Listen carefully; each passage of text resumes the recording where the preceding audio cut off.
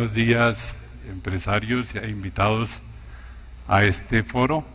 Buenos días al equipo del Bavaria y del Instituto Latinoamericano de Liderazgo que han hecho posible los foros que se han realizado antes de este, durante todo este mes, y que concluyen con este, que esperamos sea una conclusión de oro, por los presentes, especialmente agradeciéndoles a ustedes de nuevo, y por la vitalidad y el curso y la temática que tratemos, ¿no?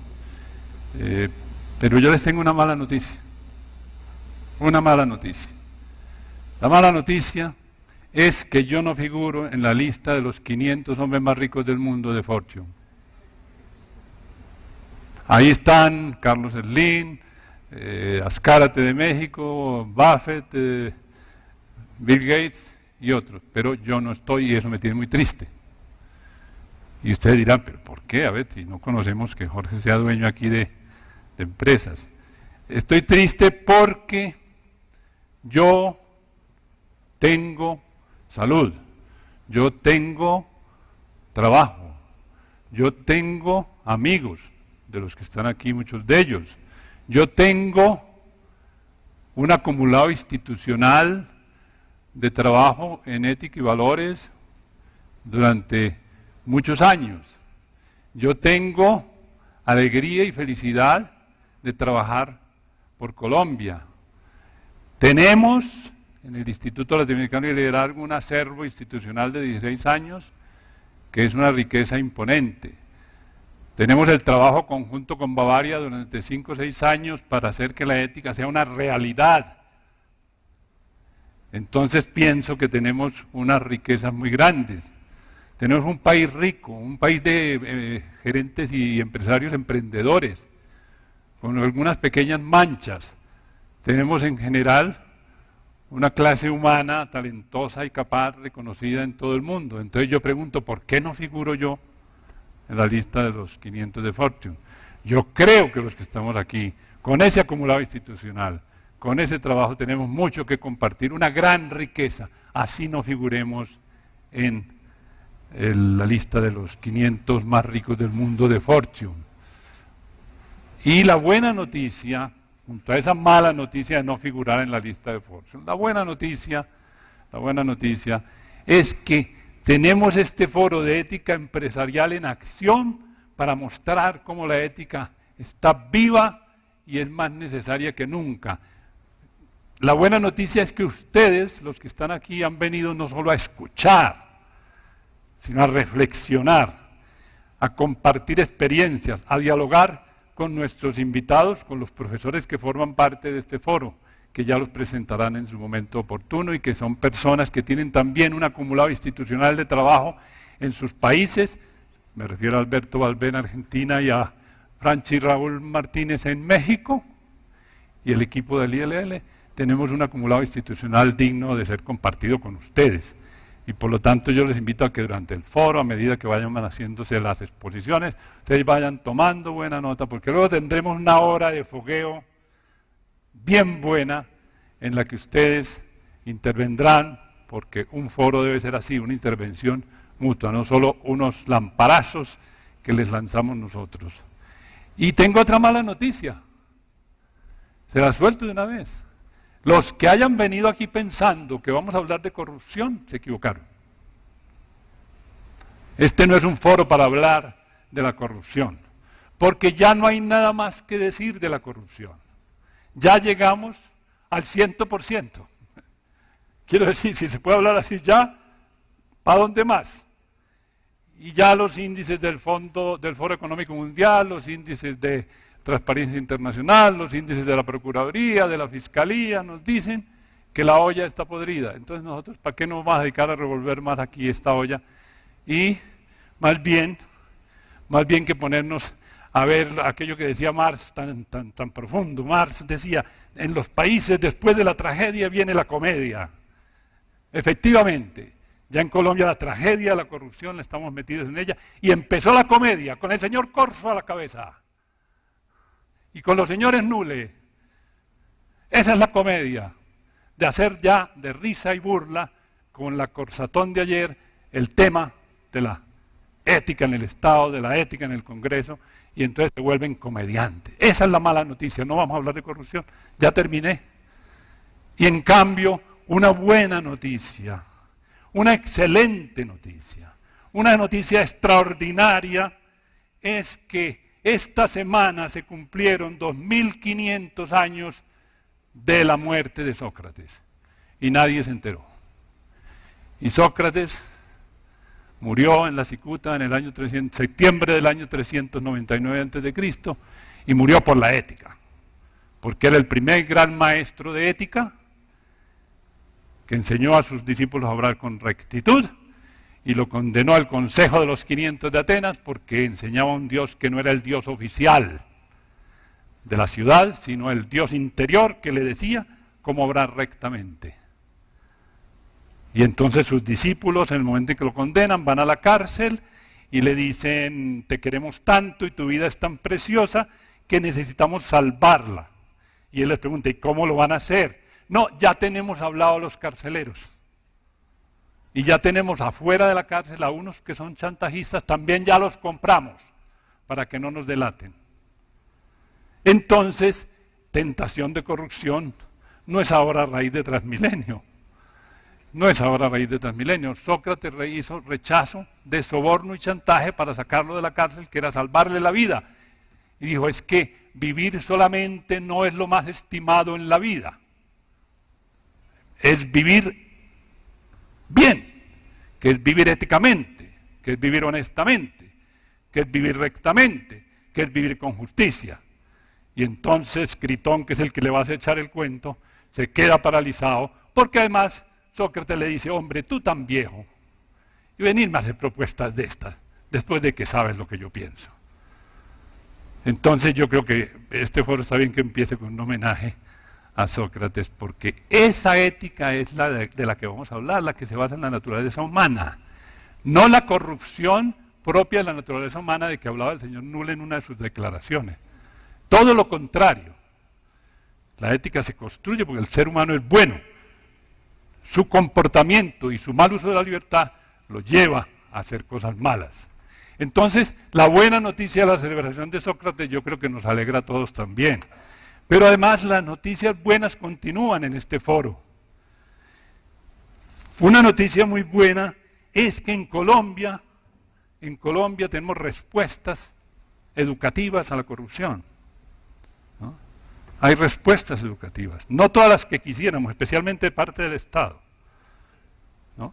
En el Estado hay instrumentos, hay normas, hay decretos, como siempre suele ocurrir, que serían suficientes si se pusieran en práctica. No me refiero solo para lograr la parte punitiva, sino para lograr la parte educativa. Hay suficientes instrumentos, no me alargo mencionándolos, pero diciéndoles que a veces es un despilfarro que deberíamos la ciudadanía pedirle cuenta al Estado. $2 millones gastaron en un manual de gestión de entidades éticas del Estado. Y yo le he preguntado a altos funcionarios del Estado y ni siquiera lo conocen. Ni siquiera lo conocen. Les digo yo esto, ¿no lo conocen? No. Y es obligación, por Contraloría, por decretos, que haya una cultura ética en las entidades del Estado. Pero bueno, vamos a tratar desde la empresa privada, desde las experiencias de las empresas privadas, decir también que parte de la buena noticia es que aparte de que haya instrumentos que a veces en el Estado no se ponen en práctica, porque se acaba de aprobar un estatuto anticorrupción de 134 artículos, 170 páginas, que en todo el documento una sola vez sale la palabra ética. Como quien dice, fusil en mano vamos a acabar con los corruptos, y no con ética, con formación, información, formación y acción correcta.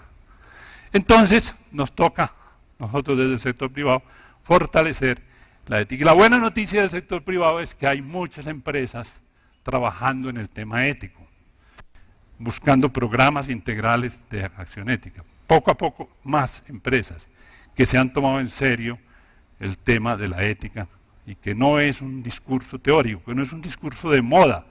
Entre otras cosas porque se basa en la naturaleza humana y la naturaleza humana no pasa de moda. Todo lo demás pasa de moda, outsourcing, no sé cuánto, calidad total, todo eso tiene que pasar de moda. Lo que no pasa de moda es la naturaleza humana que nos lleva a obrar correctamente.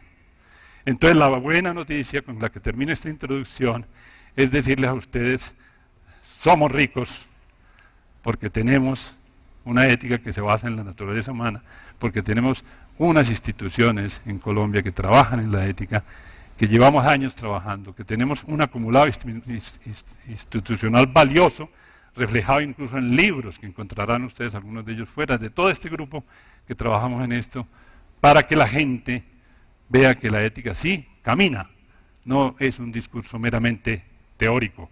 Y yo termino diciendo, yo me siento indignado. En este movimiento de los indignados, yo cojo la bandera de los indignados por la falta de ética. En el Estado y en la empresa privada. Los indignados va a ser una carrera en el mundo. Va a ser la forma como la sociedad civil se defiende del estamento político, burocrático y medio perdido de horizonte. Soy un indignado y los invito a que seamos indignados, porque sin ética no hay futuro. Ahora sí paso a mi tema. Paso a mi tema. El temario del foro, cuyos tiempos los vamos a cumplir estrictamente, como ya lo han visto ustedes, como debe ser por respeto a ustedes. Ese es el primer tema y ya está resumido. Digamos que yo me podría ir ya, pero yo no me puedo ir porque están ustedes, que son parte de la riqueza de que hablaba ahora. El compromiso ético del empresario. Si él es líder de la ética, pues tiene unas tareas propias, entonces vamos a tratarlas, las va a tratar Alberto Balbé, un consultor y empresario argentino que nos acompaña aquí, experto en el trabajo de misión y valores en las empresas y buen conocedor de Colombia. El tercer tema, la empresa como comunidad ética. Sí, cómo, independientemente de que la comunidad influya en la empresa y que la empresa esté manejada por el empresario que tiene una labor de ejemplaridad y liderazgo, es una comunidad, no es un grupo de gentes que van tras un bien común, ¿no? Porque las sociedades o son grupos de hermanos o están perdidas. Y entonces la empresa tiene que ser un grupo de hermanos, un grupo de hermanado en torno a unas finalidades, a unos objetivos éticos, y eso es lo que trabajará Francis Raúl Martínez en la conferencia de cierre. Entonces avancemos con el tema de la comunidad y cómo el sistema social influye en la comunidad. Yo diría que partamos de que hay modos diferentes de entender la ética, obviamente. Aquí hay 200 o 300 modos de entender la ética y son respetables. Nosotros no vinimos aquí a dogmatizar sobre la ética, sino a hacerles una propuesta de lo que hemos trabajado durante 15 años, para que ustedes la conozcan, la discutan. Entonces, modos de entender la ética que nos encontramos en la sociedad de hoy. La ética individualista. Usted allá, yo aquí. Usted considera éticas unas cosas, yo considero éticas otras. A través de situaciones reales. En una junta directiva de una empresa de tecnología, el vicepresidente propone a la Junta que para lograr unos contratos en Centroamérica de $1 millón, hace falta entregarle a un funcionario del Estado $200.000. Entonces, ¿qué opina la Junta? Entonces el presidente de la Junta pregunta, ¿los otros lo hacen? Que es una pregunta muy típica, ¿no? Los otros lo hacen y le dicen, sí lo hacen. Entonces dice el presidente, ¿y por qué no lo hacemos nosotros? Entonces viene ya la discusión. ¿Cómo terminaría? No sabemos si en tragedia o en comedia. Situaciones reales. La ética individualista. O sea, hay una ética para mí, otra ética para ti. La ética utilitarista. Conveniencias. Un poco el ejemplo anterior también tiene que ver más con eso. Conveniencias. ¿Nos conviene esto? Todos los que presentan concursos de arquitectura para construcción en determinados proyectos tienen que pasar el sobrecito. O lo que me decían a mí los técnicos de televisión cuando yo trataba de grabar una telenovela a las 12 de la noche y no me alcanzaba el tiempo, me decían, doctor estímulos. Doctor estímulo. Y yo al principio creí que era Coca-Cola y gaseosa. No. Para prolongar aquí el trabajo. Estímulos. Entonces la ética utilitarista se maneja con criterios de utilidad. No de rectitud, no de bien. Para la empresa, para la sociedad, no. Criterios utilitaristas. Lo que conviene, lo bueno, lo útil, pues lo bueno en ese sentido, lo que nos arregla nuestros problemas. Y la ética relativista, pues es como una posición intelectual más radical, que nos dice que todo da lo mismo. Todo da lo mismo. Y como todo da lo mismo, un puñado de aventureros en Wall Street en el 2008, un puñado de aventureros, hippies de 27 años, con reloj Piaget aquí y tal, hundieron al mundo por sus aventuras locas, por sus inversiones financieras, por sus desafueros, pusieron al mundo en vilo porque no tenían ética, porque la ética era que todo estaba bien. Y entonces sobrevaloraron las hipotecas y a partir de eso se formó una melé, diríamos en el fútbol, una melé que terminó muy mal y que todavía no ha terminado. Entonces, la ética, esas tres se juntan y a veces están solapadas. Pero, ¿qué tienen que ver con lo que está enfrente? Pues que una sociedad consumista, donde el consumo es el supremo valor y donde las empresas están mirando es a conseguir consumidores, y los medios de comunicación y la publicidad están en ese terreno permanentemente, lo cual no quiere decir que eso no sea lícito, pero digo yo, el acumulado que se forma en la sociedad, la presión sobre la gente de que lo que importa es tener cosas, tener diversión, tener sexo, tener satisfacción, tener gustos, y entonces pues parece que el ser es una cosa chiquitica, así como raquítica, ¿no? O sea, los valores espirituales, los valores morales, la felicidad de la gente, las relaciones con los demás. Eso, entonces, ¿qué pasa? Que el consumismo se une de la mano de la violencia, porque si yo tengo unas cosas y otro me las puede quitar, pues yo le caigo.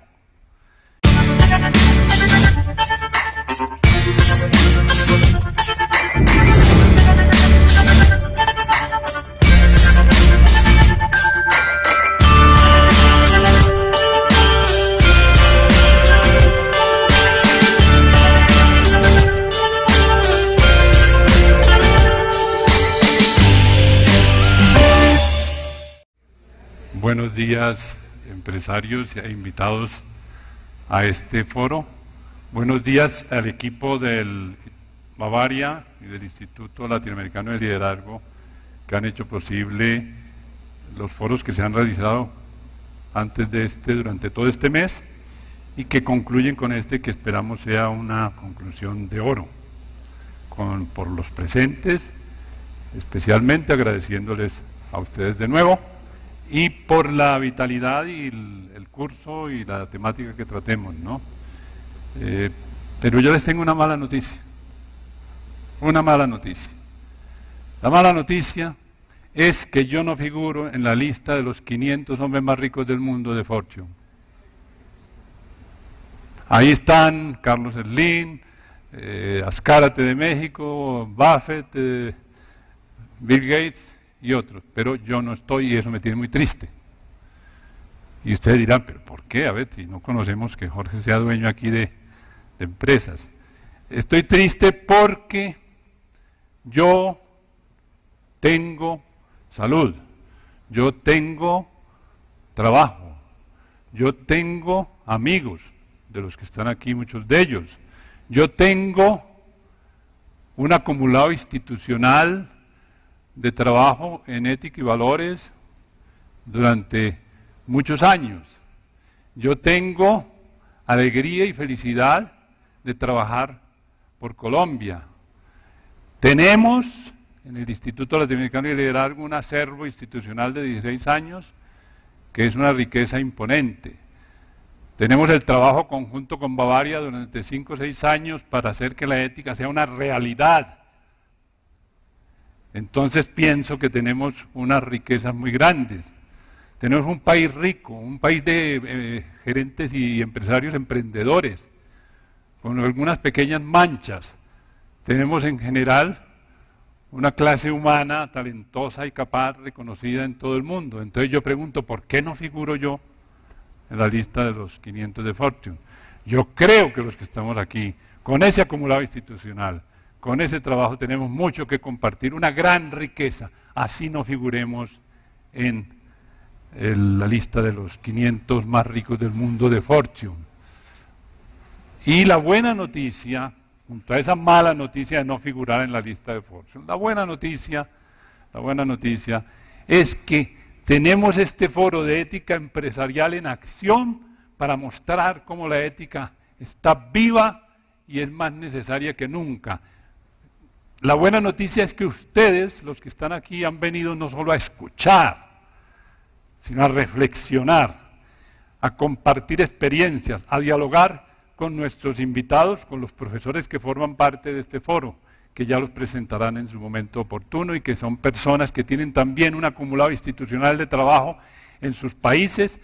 Me refiero a Alberto Valvé en Argentina y a Franchi Raúl Martínez en México y el equipo del ILL. Tenemos un acumulado institucional digno de ser compartido con ustedes.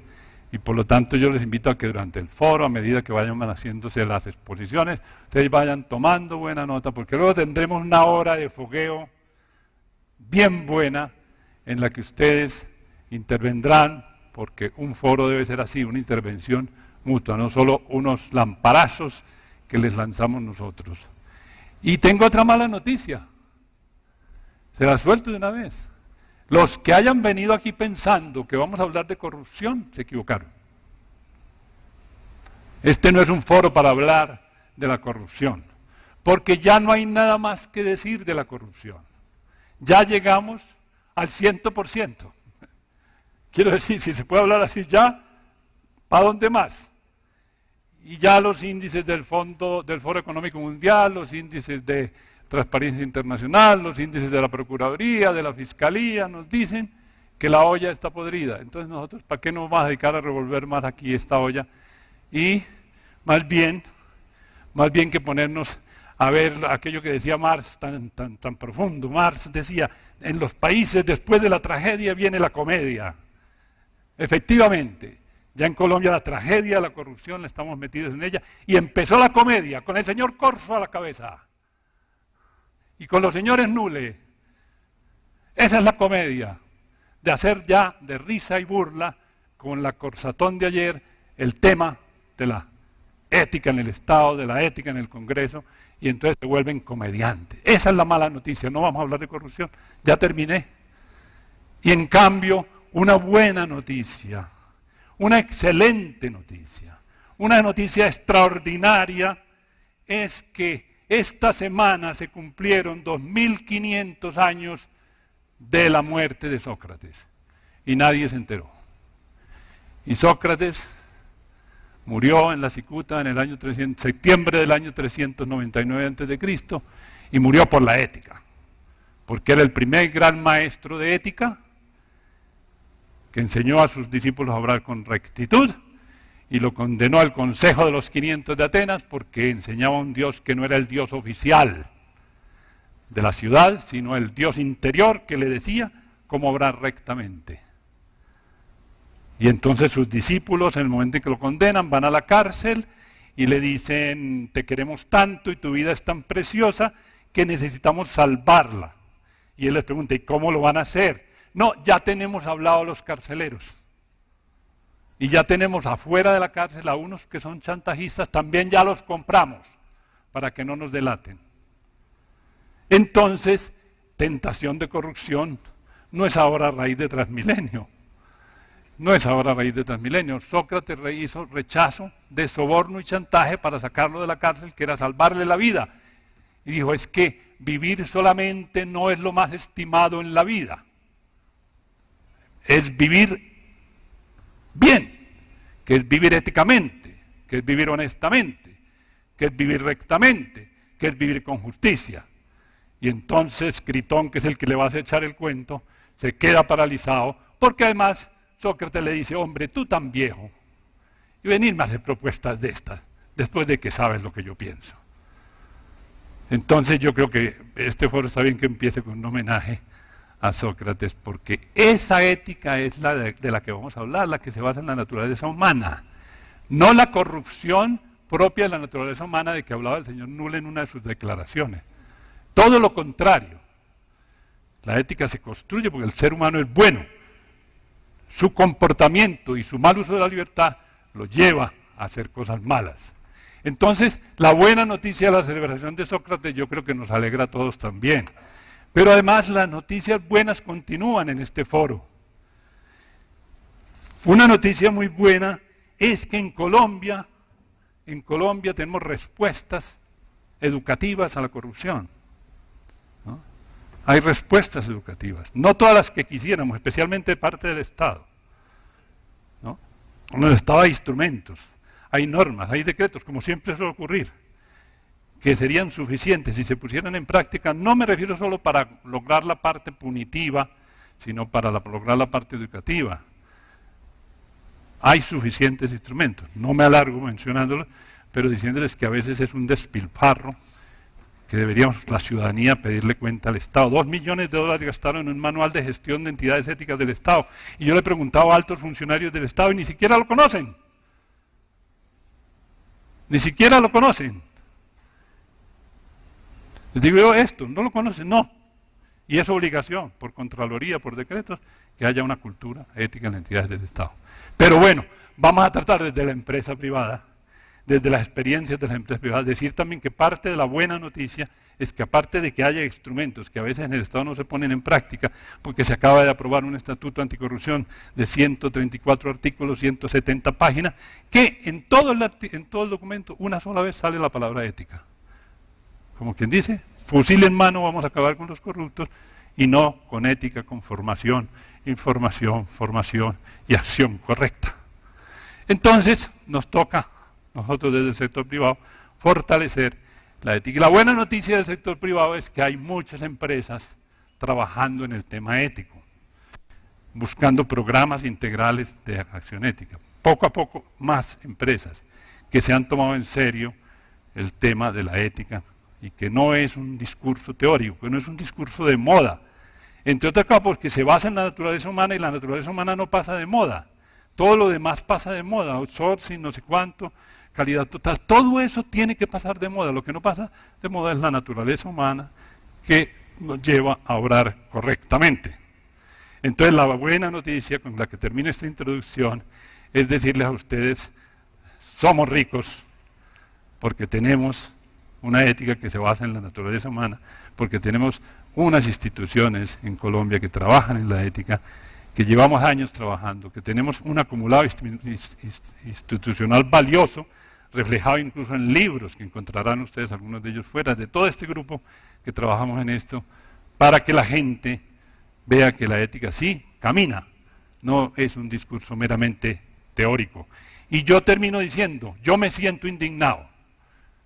En este movimiento de los indignados, yo cojo la bandera de los indignados por la falta de ética. En el Estado y en la empresa privada.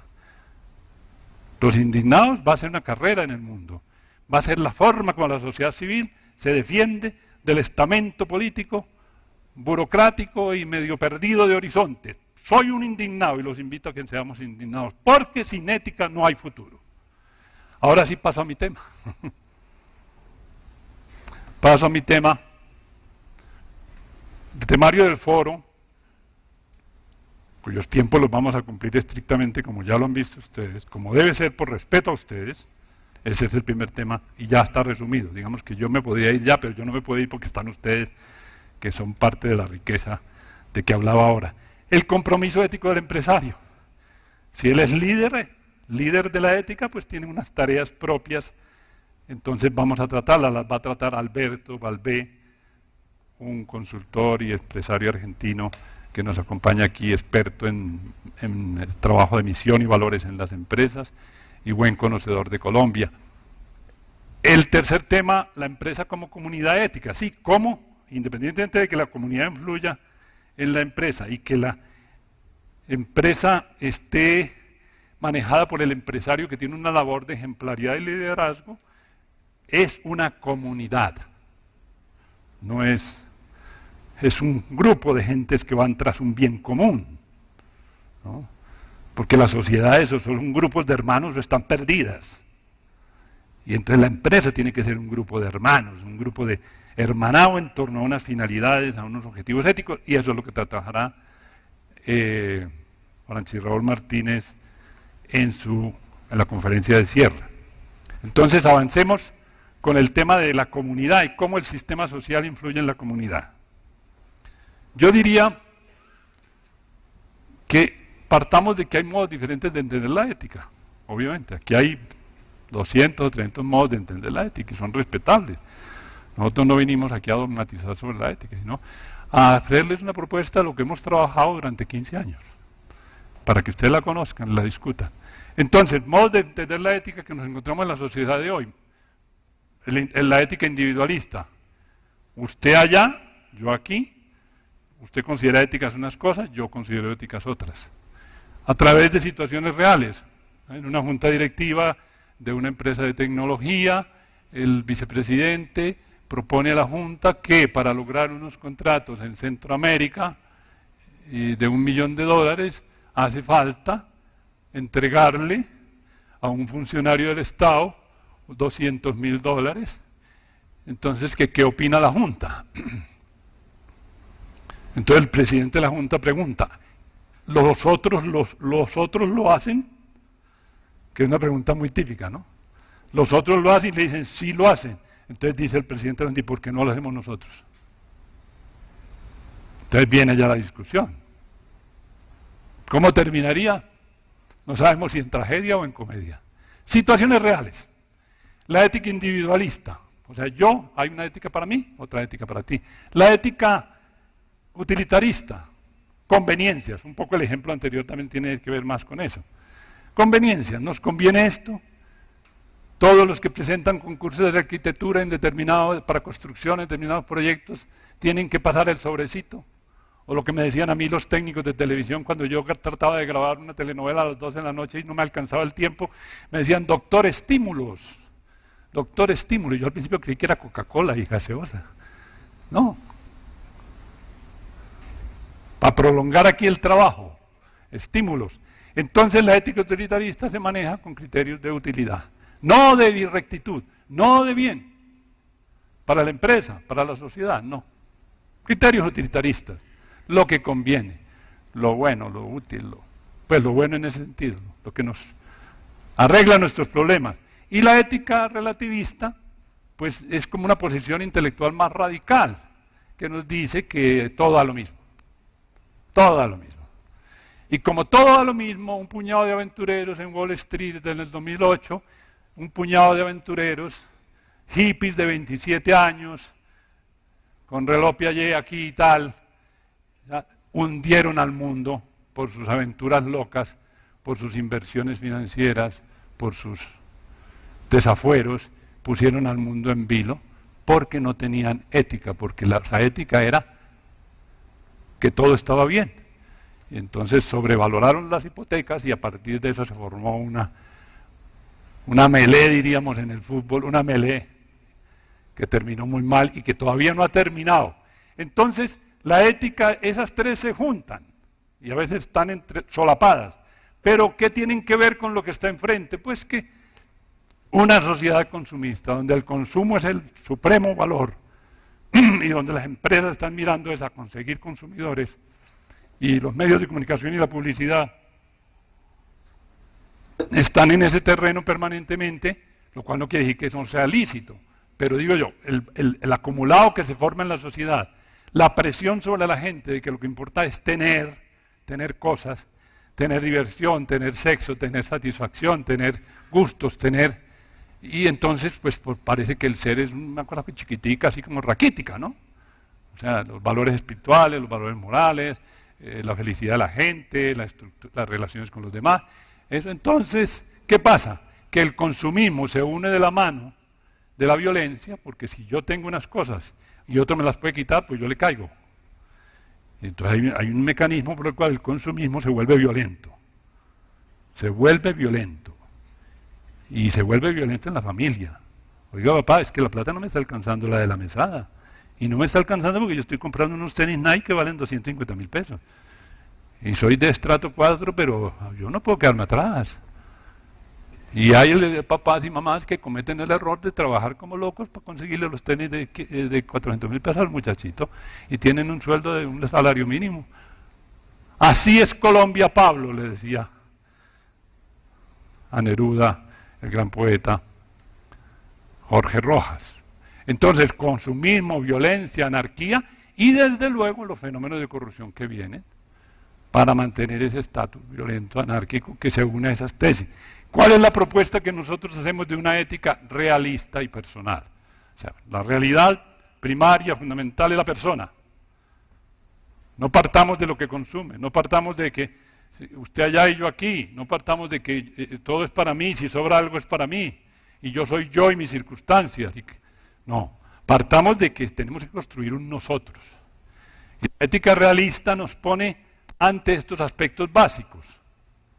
Si los vemos así rápidamente, que ser ético es responder por la propia vida, ni más ni menos. Por eso la ética está tan vinculada a los derechos humanos. No se puede decir aquí respetamos los derechos humanos, pero estamos haciendo chanchullos, ¿no? O sea, estamos por aquí por otro lado, y porque el derecho no tiene nada que ver con la ética, señor. No, están íntimamente unidos a través del respeto a la vida propia de los demás. En segundo lugar, ser ético es buscar dentro de nosotros una razón común para ser éticos. No fuera, no en la tecnología, no en Internet, no en los indignados, no en Fortune, no en las caricaturas, no en el cine. ¿Dónde encontramos las razones para ser éticos? Señores empresarios y invitados a este foro, las razones para ser éticos, que la ética es algo fundamental que va dentro de la naturaleza humana, está dentro de nosotros. Entonces hay que rebuscar ahí dentro y darnos cuenta que estamos llamados a hacer el bien y a concretarlo, y el bien en personal y el bien corporativo y el bien común de la sociedad. Que eso no es una formulación teórica ideal, sino un dinamismo vivo que hay que poner en marcha. Que la ética nos ofrece razones válidas para obrar honestamente. No nos pone imposibles metafísicos, ¿no? A veces nos toca decir que no. Yo no me apunto a esa decisión de la Junta que dice que todos lo hacen, yo debo hacerlo. Y nosotros debemos hacerlo para obtener ese contrato. ¿Eso puede traer perjuicios económicos para la empresa? Sí, señores, como puede traer perjuicios económicos si a mí me hacen una propuesta indecente y digo que no. Pero ¿qué beneficio me trae? Me trae unos beneficios morales, me trae unos beneficios interiores, me trae unos beneficios que me hacen ser y respetar mi ser personal, cuando yo digo que no a ciertas propuestas indecentes, ¿no? La ética, por otro lado, no se impone, que es una cosa que no acabamos de descubrir en las culturas empresariales nuestras. Creemos que eso, el código hay que meterlo como sea de todas maneras. El código ético, el código del gobierno y el código disciplinario, y convierten el código ético en un código disciplinario y piensan que la fuerza de la ética se la da el derecho y proclaman códigos éticos y códigos de buen gobierno. ¿Y por qué no funcionan después? Porque no van acompañados de una educación ética para obrar libremente, sin imposiciones, y para adherirse a unas propuestas de búsqueda del bien para la empresa. La ética se comprueba en los comportamientos concretos. De nada valdría que yo hablara aquí de ética si no dijera, mire, en el respeto a ustedes del tiempo que vamos a emplear aquí, se muestra, eso es ético, ¿no? Si yo me ocupara 1 hora y media en mi charla, pues dejaría a Alberto y a Franchi sin tiempo para hablar. Y hay conferencistas que lo hacen y se sobrepasan de su tiempo y están tranquilos. Que corran los otros, o foros en los que no se deja hablar a la gente. Eso es antiético. Es comportamientos, o sea, se nota, ¿no? Y si yo me pongo el cinturón de seguridad es un comportamiento ético, y si no me lo pongo es un comportamiento antiético, y amenazo la vida de los otros que van en el carro conmigo. Entonces, se comprueban los comportamientos concretos en la vida personal y en las empresas. Cómo se comportan los empleados, cómo se comportan los directivos, que a veces los directivos les piden cosas a los empleados que ellos no viven. Entonces se crea un divorcio. Sí, hagan ese plan y hagan esa cosa ética y el recurso humano, por favor, trabájenle a la ética, a los valores, pero luego, ¿qué pasa? A veces hay divorcios y a nadie le conviene el divorcio en la vida, ¿no? Decir que hace unas cosas y hacer otras, falta de coherencia. Entonces, la ética se vive en las empresas en forma de cultura. Esto es importante, las empresas en 1960 eran incultas. Y hubo por allá un señor que se llama Kenneth Andrews, que empezó a hablar de ética en los negocios. Y ya era algo positivo, pero la ética en los negocios terminó no siendo ética, ¿no? Acabó siendo una ética adaptada a la conveniencia del negocio. Entonces, surgía aquel chiste de dos empresarios que le dicen uno, hablemos de ética empresarial. Y el otro le dice, no, hablemos de ética. No, porque no es, la ética empresarial a veces no es ética. La que nosotros proponemos aquí sí es ética. Entonces, forma cultura corporativa, que no es recitar poesía. Cultura corporativa es visión del trabajo, visión de la persona, es visión de la estructura empresarial, clima positivo organizacional, liderazgo, comunicación, valores. Todo ese forma un entramado significativo de lo que es el modo de ser de una empresa. Y ahí es clave el modo de ser ético de la empresa. Se vive en este orden, empieza en el individuo, sigue en la familia, o a veces empieza en la familia y se transmite al individuo, sigue en la organización y sigue ya en la sociedad y en el Estado. Al revés no funciona. Si el presidente Santos saca un decreto diciendo que todos los colombianos debemos ser honestos, pierde el tiempo. No por los colombianos. Aquí hay un capital intelectual y moral muy valioso. Es porque eso no se impone por decreto.